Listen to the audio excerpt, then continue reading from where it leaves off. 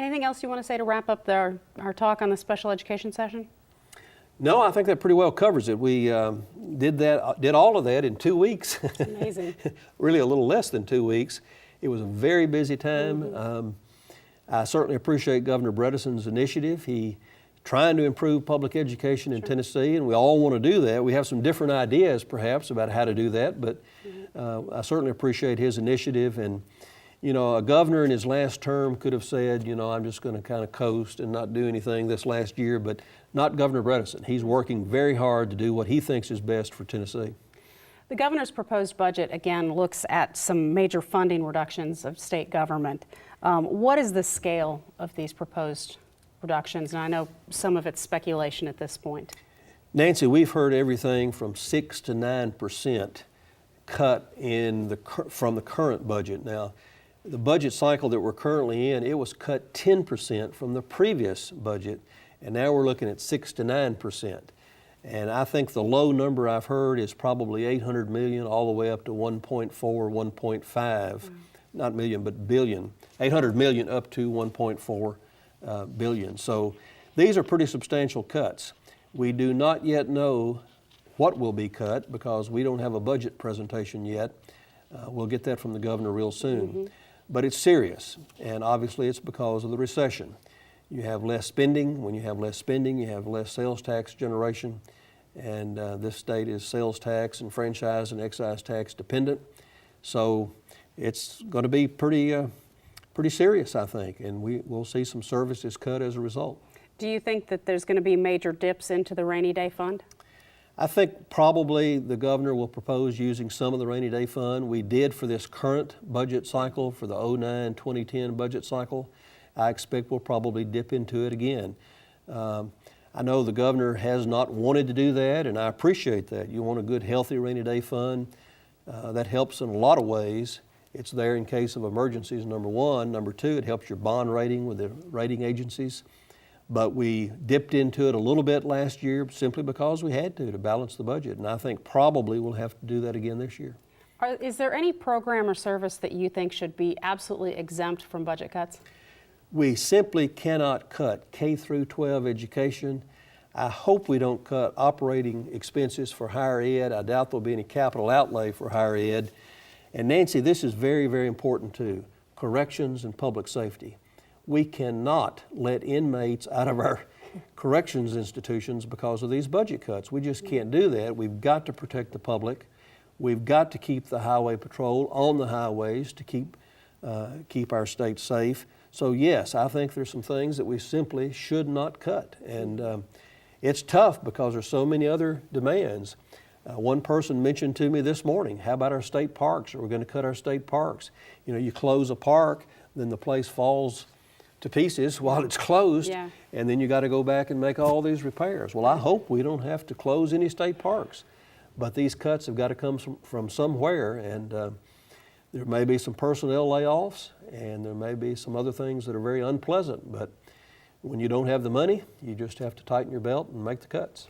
And in the midst of all this, you must be very carefully watching and concerned about what's happening on a national level and things coming down as state-funded mandates with healthcare proposals.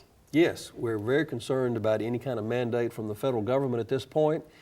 I appreciate the work that they're trying to do because obviously there are people who have had their insurance terminated by an insurance carrier or they never had health insurance in the first place. And I get a lot of those calls from people who are really fighting and struggling because they need health care and simply can't get it in many cases.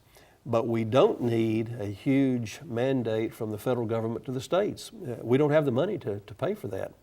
Of course, we have TennCare, which is Tennessee's version of Medicaid, and the federal government pays about 2/3 of that cost, and the state pays about 1/3.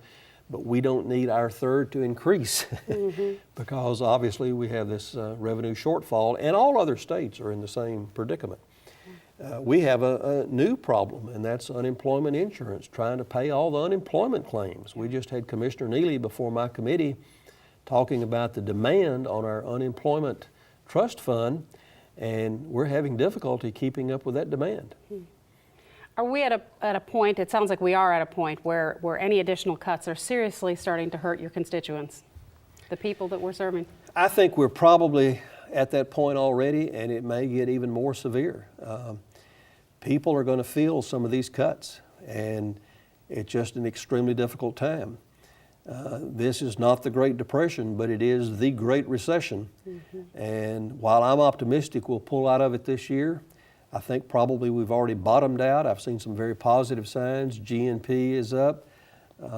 New home sales are up. Part of that's based on the tax incentive that was given. Hopefully car sales and big ticket item sales will come around before too long. So I'm very optimistic that the economy will improve. I hope this summer, this fall, we'll see a pretty substantial turnaround. However, it takes time for the employment factor to come back, and I'm just optimistic it'll come back soon, and we'll have people with jobs again, and that means they'll be spending again, and that means the state will generate sales tax again. I visited yesterday, Nancy, visited a company in Portland, and they employ several hundred people, and they make solar panel parts, not the panels, but parts that go with those panels, and they sell those all over the world. And it was very impressive. And I'm just real optimistic that Tennessee is going to become a leader in green energy. We've got Hemlock coming to Clarksville. We've got Wacker coming to southeast Tennessee. Of course, the new Volkswagen plant coming there. We've got Sharp in Memphis making solar parts. We've got Shoals Technology in Portland making parts for solar units. And I'm just real happy about all of this. And I think in the long term, it'll be good economic growth, not only for Tennessee, but for our country. In the short term, do you have any thoughts on what we could do to increase state revenues short of a sales tax? Yes, make sure every dime that you can collect is collected.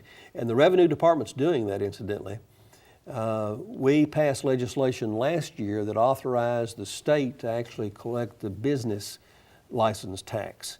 This was being done by the locals, and in some cases it wasn't being collected, quite frankly, and the state has picked that up, and that's helped some.